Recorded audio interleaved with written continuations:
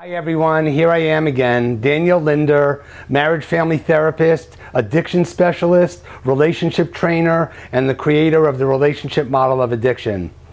What I'm wanting to do in these video blogs is I'm tailoring them for the recovering population in particular. I started a revolution last week, and that revolution was the self-revolution, and I want to know, are you in or are you out? Are you in with me on the self-revolution? And as I explained to you what the self-revolution is, it's a paradigm shift. You got to be in the process of this paradigm shift to be in this revolution. And it's a paradigm shift from other-centered relating to self-centered ways of relating and being in relationship. What I'm going to be talking about today is a variation of that theme, the shift from other-centered to self-centered. And what I've seen this issue, this tendency, this process as being so common and has such sabotaging potential. And that is seeing people relating and being in relationship, relating in a way that you're relating to what you're wanting. And it could be, I have some of these notes here so you can look at it so you get another hit on what I'm talking about. But you're relating in a way that's based on what you want or what you're wishing for and what you're needing. That's the other-centered way.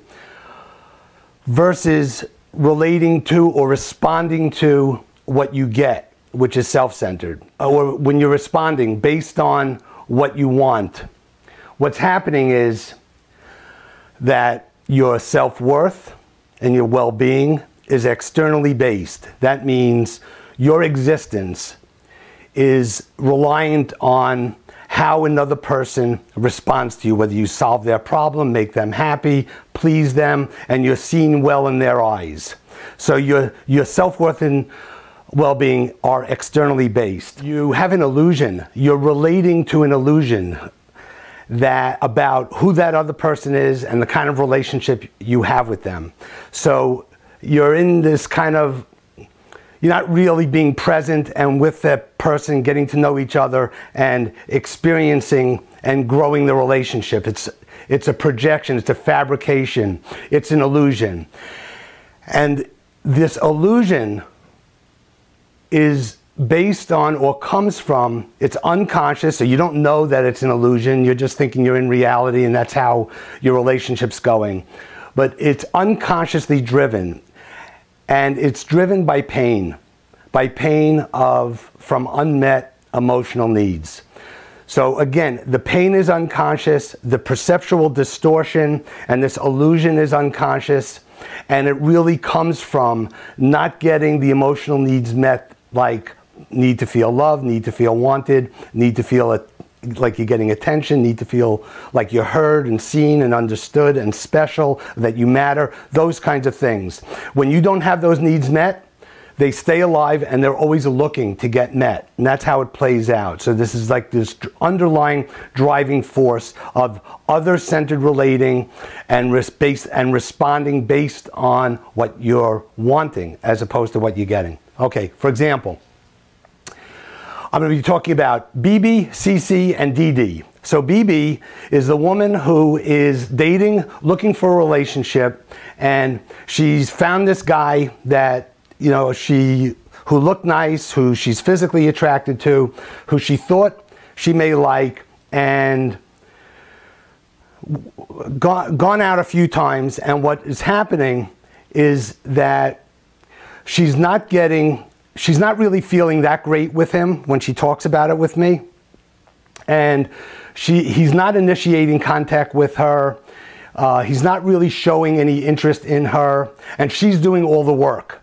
So she's doing all the contacting. Despite that it's not reciprocated, she's pushing and pushing for more contact and engagement when she's not being met there. So what's going on here? This is an example of her well-being or self-worth based on how this guy responds to her. She doesn't know she's doing this, but she's looking for validation and approval, to be wanted, someone to be interested in her.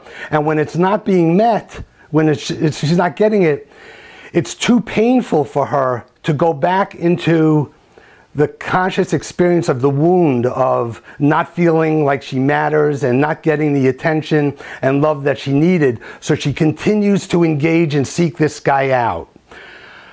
So as she's becoming more conscious of what she's doing, she's now shifting her whole demeanor. It's a whole different paradigm right now for her, that since she's not getting what she needs from him, she's not pursuing him. She's pulling back and letting the chips fall where they may, and dealing with some of the discomfort and anxiety and pain that she has from that, a little bit of a crash or an adjustment period, but she's getting herself back.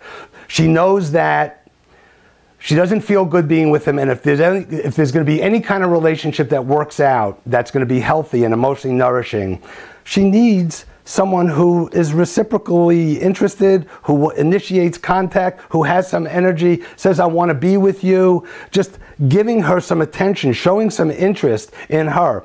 And if that's not happening, she knows that she doesn't want to pursue that and build a relationship based on that. So she's adjusted. Second example of someone being in a relationship, we'll call her Cece. These are all women today that I'm talking about.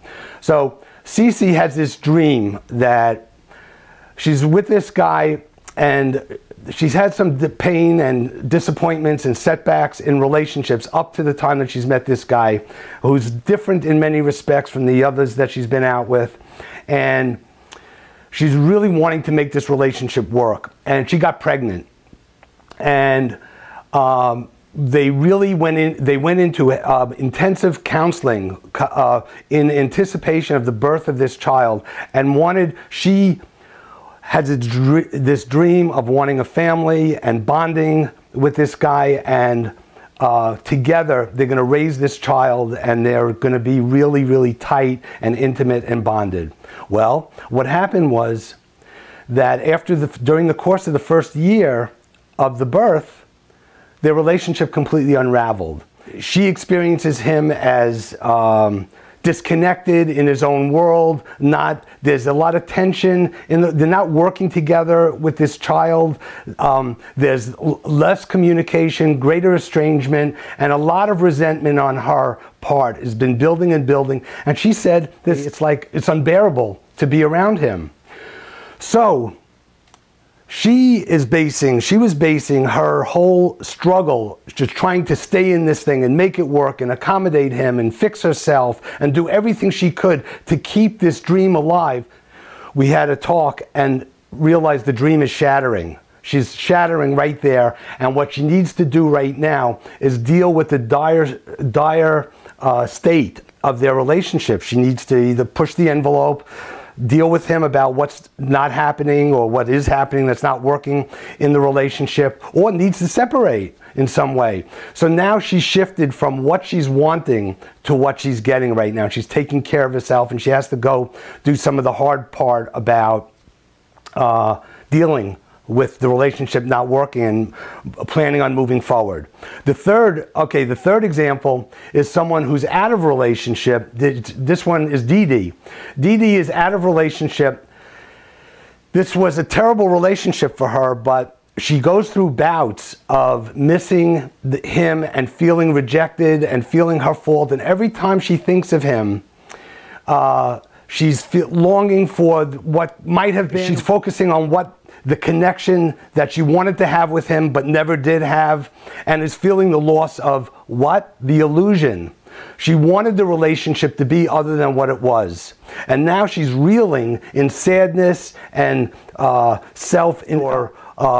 regret and insecurity that it must have been her fault. What did she do? She just has this deflating feeling. But what happened in the course of therapy, she had this major breakthrough, and she realized that it wasn't true what she was doing to herself, that she was holding on to an illusion, that really she was unhappy with this guy. He was constantly critical, constantly pointing out her weaknesses and faults, and her self-esteem she was run down to a nub. It just wasn't working. She was miserable in this relationship. So what she said to me was that she realizes that she's a spin doctor. She became aware of the illusions that she was spinning.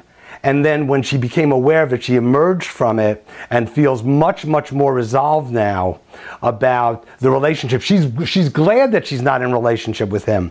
So I'm speaking to all the spin doctors out there, you know, all the people that get hung up on illusions based on what they want and trip themselves up, and these relationships are doomed either to end or be dysfunctional. So hope this makes sense to you.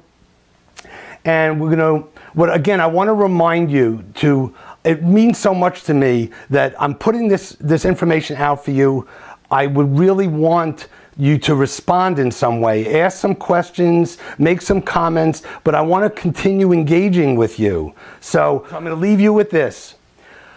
The quality of your relationships is based on the quality of your relationship with yourself. So until then, be well.